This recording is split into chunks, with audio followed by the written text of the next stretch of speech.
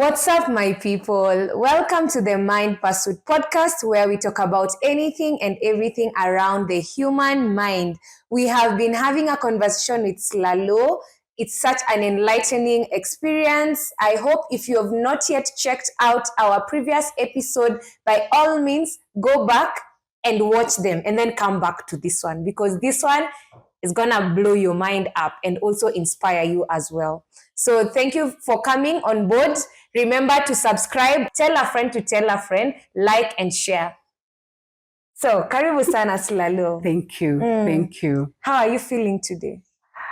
It's a cold morning, actually morning, but I'm happy. Yeah, I'm still a happy person. Yeah, that's good. And glad to be here again. Nice. Yeah. So maybe for the people who are hearing you for the first time, you can just introduce yourself.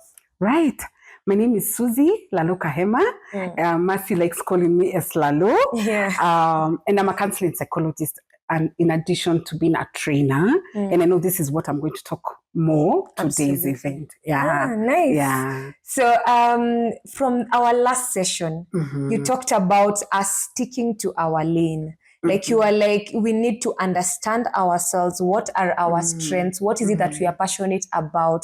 And begin to build more on that and shy away from just comparison, right? And trying to be somebody else who we are not. Now, from that particular journey, you also talked to us about your career path from a secretarial to, you did a number of courses, to tours and travel.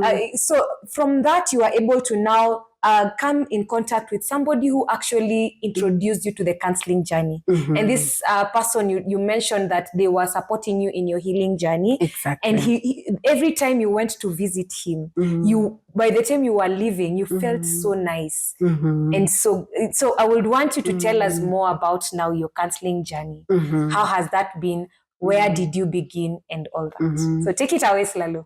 Thank you. Yeah. When I look back at my career, I keep saying that the tours and travel plus the secretarial, they have a way of being integrated to who I am as a psychologist. Okay. That I believe there's no experience that is lost. For example, when I was doing tours and travel, I kept wondering, where am I going to use this knowledge? Because I didn't work as in that part of career. But when I started my career at Amani Counseling Center, there's one project that I used to do hotel reservations. I used to do flights if we needed to use the flight. So one way or another, I brought that knowledge back to my career as a psychologist, but also as a program or project coordinator. Yeah, of course, my secretarial knowledge has been quite effective in doing my papers, even doing reporting. Now the laptops are there. So I'm still using my knowledge as secretary.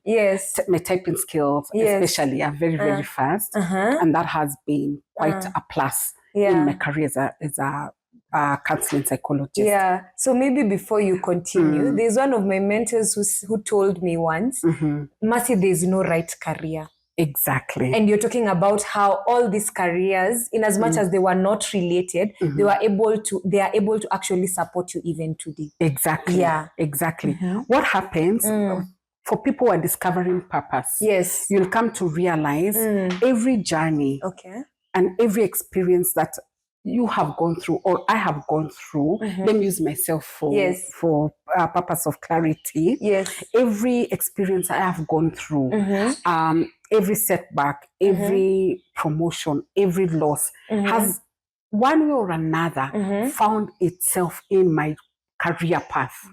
You know, for example, when I was struggling with depression and I went to this hospital for treatment and care, that's when I met this psychologist.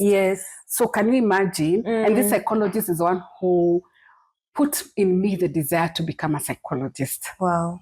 So you see, a negative experience of loss, a negative experience of an illness led me, one way or another, led me, or it was an opening door into who I am today. So just to encourage people who are going through issues, just to know that they have a way they can build themselves into your purpose. Yeah. So after now, I did my studies at Amani Counseling Center. Yes. For the diploma. Yeah. As I said, there are people who God had set in my path of life, and I mentioned them last time. Yes. And then I went to Tangaza University. I did my bachelor's in leadership and management. Yes. To date, my nieces and my nephews still laugh. I got my degree, my first degree, when I turned 40 years old. Wow. Yes. Was that late? It was in the times and season of God. Yeah. I don't believe in late or early. Yes. It's in the seasons. After that, I joined Daystar, where we met. Yes. I worked for Amani Counseling Center for quite a while. Yeah. For approximately 10 years. Let me just interject there. I feel like you're really rushing us. Take us back. Now when you're doing your diploma in counseling, there's this psychologist who was able to inspire you. Yeah? So tell us about your journey as you're pursuing this counseling. When you entered in class, how was that feeling for you? What was happening there? Yeah. Wow. Wow. Actually, my diploma in counseling is my core foundation of my career. Yes. If I didn't do the diploma, I don't think I would be who I am today. Okay. In terms of counseling foundation.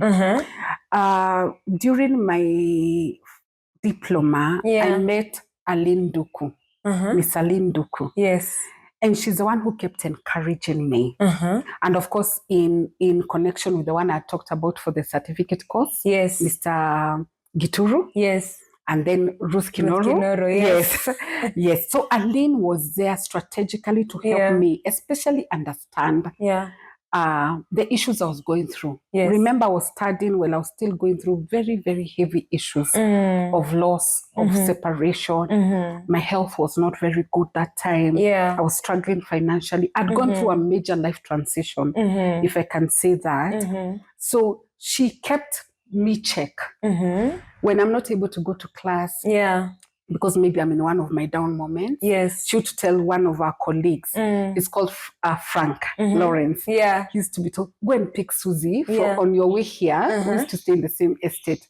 So Frank used to pick me in the morning on Saturday and drops me back home. So there was just a way God had aligned people in my path. Of course, my late friend, Maureen, God used her to help me pay for my first installment. So these are the people that God had really set in my path. Was a diploma course easy? No. No. It was intense. From experiential learning to practice to theory. And then remember, I was still struggling. So I was trying to take up a very heavy course. And again, I'm still struggling with my personal issues. It needed a lot of balance.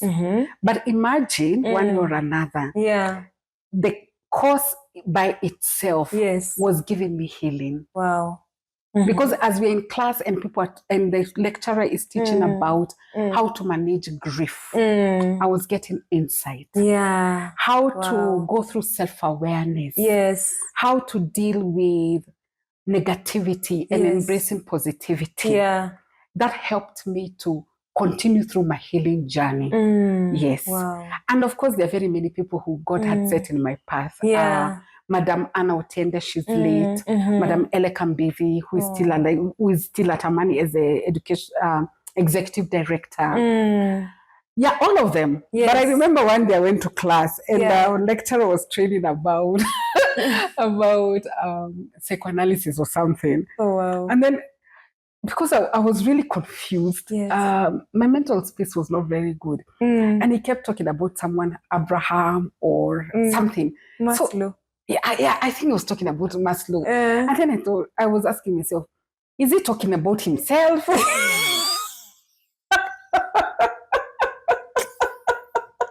Was he called Abraham? And actually didn't know he was called Abraham. So you can, I was confused. So I asked my colleague, is this guy called Abraham or is he talking? He had mentioned that name, Abraham, like a million times. Yeah. But anyway, I loved my journey at Amani Counseling Center for the diploma course. Yes, it grounded me. Yeah. And remember, this is this psychologist who told me, start at the basics. Yes. Yes. Oh, wow. So it's still important for those who are doing diploma. It's important. Yeah, just go ahead and do it. Yes. Yeah, absolutely. And when you talked about when you entered the class for tours and travel, you felt like that was not it for you. No. So when you were in your counseling class, did you feel, was there any feeling that you had towards it that made you feel as if that is the space that you need to be? Or you say you enjoyed it? That was it. Oh, that was it. That was it. Yeah. That was it, one, because I found people my age, others older. Yes.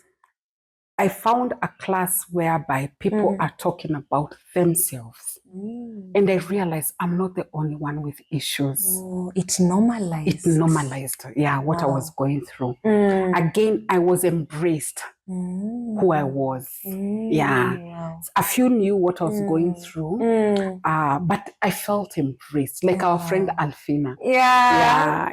Alfina, thank you. She will sit here one day. Yes, she should. Yes, she should. I remember Alfina and another lady called Penina. Yeah. There's something we needed to pay 2,500. I didn't have that money. They paid for me. They paid for me. And they embraced me. You know. And I believe I embraced them at the same time. We were people who were enriching each other in this journey. Wow. The foundation was solid. Oh, it was. It was. And to date, I still connect with those people. Vero, Ambassa. They're still my friends to date. Oh, wow. Nice. So immediately I finished my diploma. That's when I started working at Amani Counseling Center as an intern. And then I completed my internship program. But because of my secretarial studies, I was attached in the diploma department to just help them set up the department in terms of paperwork. Yes, so that's where I started working. I think the leadership realized I had some skill. So they put me to work as a coordinator in one of the funded programs and used to train teachers, police officers, and I love teaching. Yeah, you do. After that, I rose into the ranks at Amani Counseling Center. That is one place that I felt my career got its grounding. Yes. I don't think if I moved from the diploma class into the world, I could have been who I am today. Amani Counseling Center gave me visibility, gave me a place where I could practice the skills, gave me a place where I could integrate counseling, training, and my secretarial administrative work. And I'd done a bit of project management, so it was very easy for me to integrate all of them. But of course, the opportunity I was given. 10 years later, I realized it was time to leave Amani Counseling Center. And this is because I just want to let people know, if you're in tune with yourself, you realize maybe there's no longer progress, or maybe it's just time for you to leave so that another person can come in. And one of the things I used to tell the people that I was mentoring, that let's learn as much as we can, as fast as you can, so that you progress. But if you stay somewhere for longer, I think you're also limiting other people to progress. So I sat with myself and decided it was time to leave Amani Counseling Center and start my own consultancy. But in that moment, I got another job. Now, let me take you back a bit. So you say, after 10 years, you realized it was time. What is it that was going through your mind that made you feel that it is actually time for you to let go? First of all, transitions as a woman. Yes. I was slowly entering into premenopause as a woman.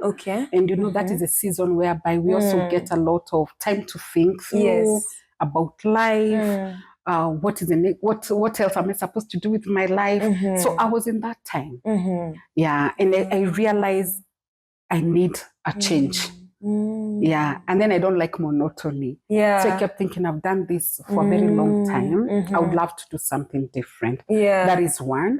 Secondly, I have mentors who are now, helping me journey through. For example, Susie, you've been here longer. What have you learned? What can you do? Use that knowledge for other organizations.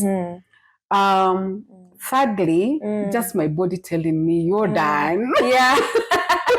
Actually, you've touched a chord when you say mentors. Yes. Because sometimes I believe that there's nothing new under the sun. Yeah. What you want to become, there's somebody already who has become that person. Yes. So to any young person, because sometimes you may look at, even as young people, sometimes we are trying to go through life alone.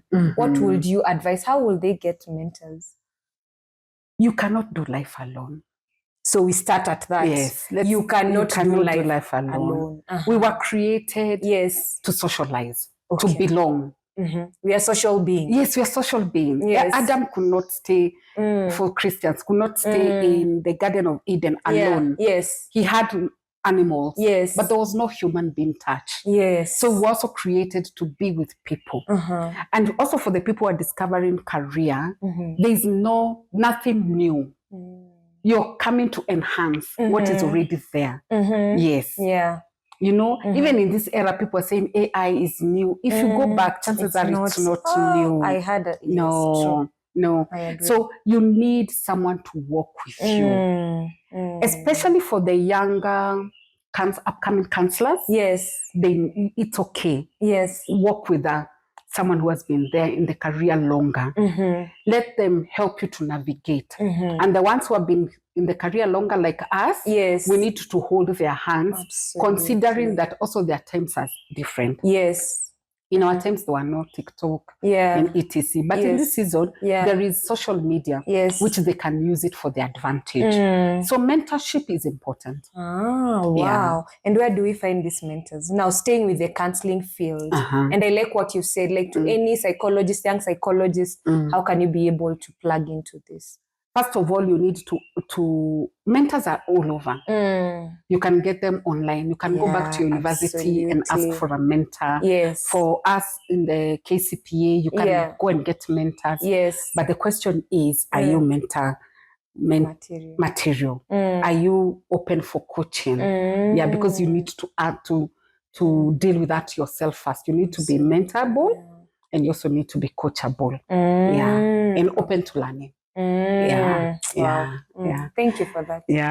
So I joined an organization called Sama or Samasos. Sama is a tech industry, it's a tech organization. They do a lot on AI. Yes. So I joined them as a lead of the wellbeing department. Yes. I'm moving from a training and counseling institute into tech. Yes. People who are working with machines. Yeah.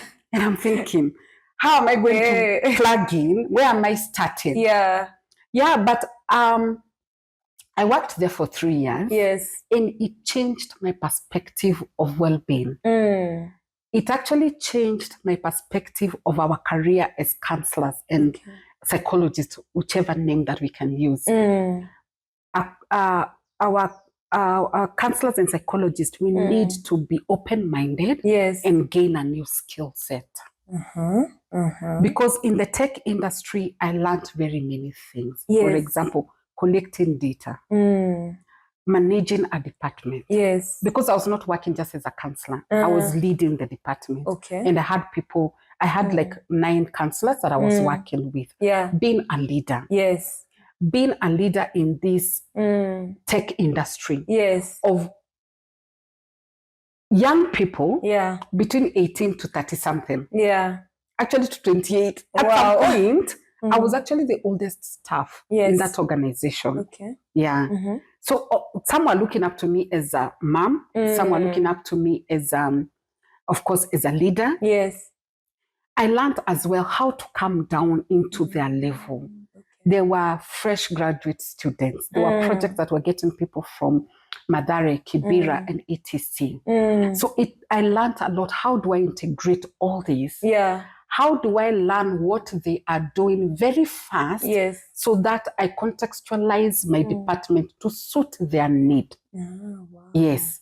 Because if someone is working on AI and they have just gone through a relationship issues, yes, you want to understand how has it impacted their work and how do you support them. Wow. Yeah. Wow.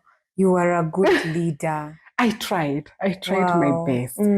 After that, 3 years, yeah, I'd actually told myself I'll work in this organization for 2 years. The 3rd year, I'll start looking for another job or set up my own consultancy. Wow. Again, telling people you need to structure your life. Of course, being a Christian, I still leave it to God. Yeah. But I told myself by the 3rd year, I need to start up something for myself. And then it reached the 3rd year and I felt, no, I'm done again. And here being done does not mean I don't work there anymore. Okay. For me, it was I have mentored the coaches very well. They can take up. Yeah. Actually, I used to tell 2 of the very close coaches, I used to tell them, I want you by the time I am going on leave, you can do exactly what I am doing, but better than me. Oh, wow. Yeah. I'm really inspired by managers who are leaders. Exactly. Because it's not about the position. No. It's about influence. It's about influence. And mentorship. Exactly. Yeah. And they can see that in your story. Exactly. That's why I say you are a good leader. So by the time I was leaving, the one who was a coordinator took up the department for some time before they got a new person. Yeah. Wow. And then while I was at it, I started looking for jobs abroad. Wow. You know? And I'm seeing a number of things you're doing scared. Yes. So one of the accounts we were working with at Summer was a Facebook account or Meta account. Yes. And then one day I just said, let me go into their career portal or something, career page. Yes. And I noticed they had a position of psychological health team. Yeah.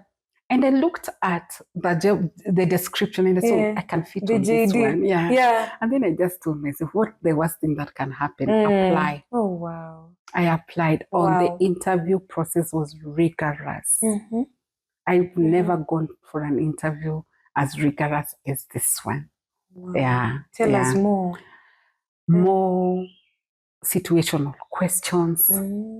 More experiential questions. Yes. Practical questions. Yeah. And then the panel, today I'm being interviewed by this person. The next interview is after 3 weeks by another person. Yeah. And then when I got the job, I was told now I need to look for my work permit. Yeah. Yeah. One thing led to the other. I got the job at Meta. Facebook. You've gone global. Yes. Yeah. You know, and I relocated. I went to Singapore. That was a beautiful country. Yes. Before I left, we had lunch with my siblings. Yeah, in my village. And everyone came. And one of my sisters asked, what would you tell our babies? I told them, think big. Don't limit yourself. Yes. Don't limit. Yeah. And I told them I'd started now looking jobs at TikTok, Microsoft, Google, Facebook. Your level has gone higher. And if it has gone higher, accept it. Accept it. Yes, accept it. You know? Yeah. Hey, that is so powerful. And I can see a number of things that you've been able to do scared. When you left your job at Amani, you did it scared. Of course. But you were able to give yourself timelines and you were able to know that it is time. So what would you tell this person who's feeling like every ounce of them is telling them that it is time? But they are like, because we are so used to comfort. Because moving out, that means being uncomfortable. You even moved out of Kenya that you know to another very developed country. Yes. I'm sure we'll talk about that in my next session. Yeah. But doing it scared. When you need to walk out from an organization, yes, don't wake up in the morning and make that decision. So not plan for it. Oh, wow. Consult as much as you can. Yes. Yes. Wow. Do the math, do the consultation, yes. do everything that you need to do, and then make the decision. Let's stop at that. It has been an amazing session. Oh my God. A number of things that you've been able to do scared. And I'm really looking forward to our next session where you take us, tell us more what was happening in your mind. How did you manage to actually make that leap? And were there people who were holding your hand? So I'm really looking forward to listening more to that. But thank you so much for sharing. I hope you have really gathered a lot from this conversation. Remember to subscribe, share, tell a friend to tell a friend, and see you on the next one. Bye.